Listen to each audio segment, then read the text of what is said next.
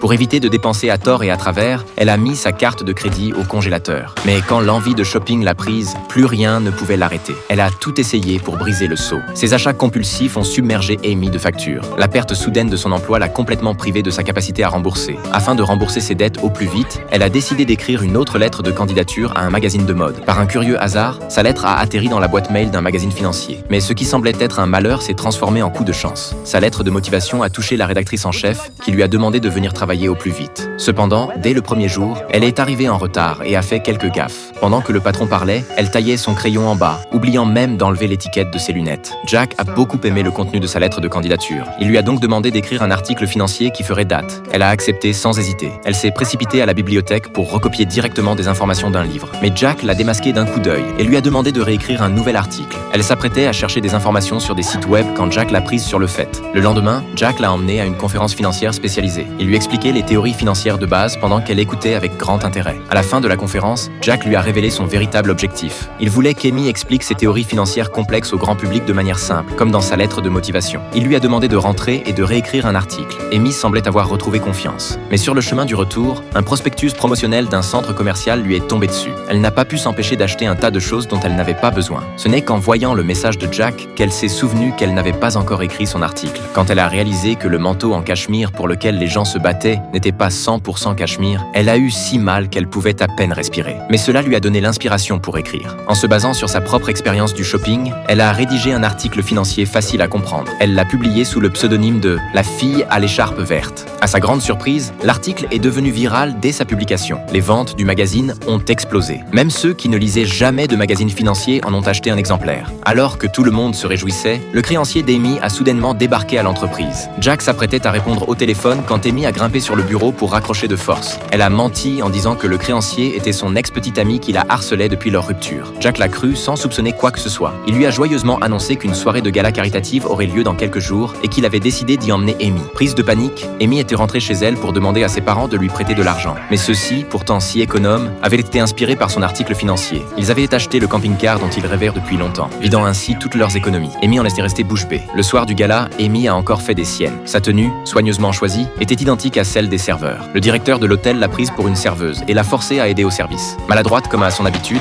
Amy a cassé des assiettes et mis une pagaille monstre. Heureusement, Jack est venu à sa rescousse. Il a regardé Amy, confuse et embarrassée, avec amusement. Il semblait déjà habitué à ses gaffes. Elle est sortie seule sur le toit pour se changer les idées. Jack l'a rejointe discrètement et lui a gentiment posé sa veste sur les épaules. Elle l'a remercié de l'avoir sauvée ce soir-là. En entendant cela, Jack s'est contenté de la regarder avec tendresse. Ils se sont alors embrassés passionnément, savourant cette douce soirée.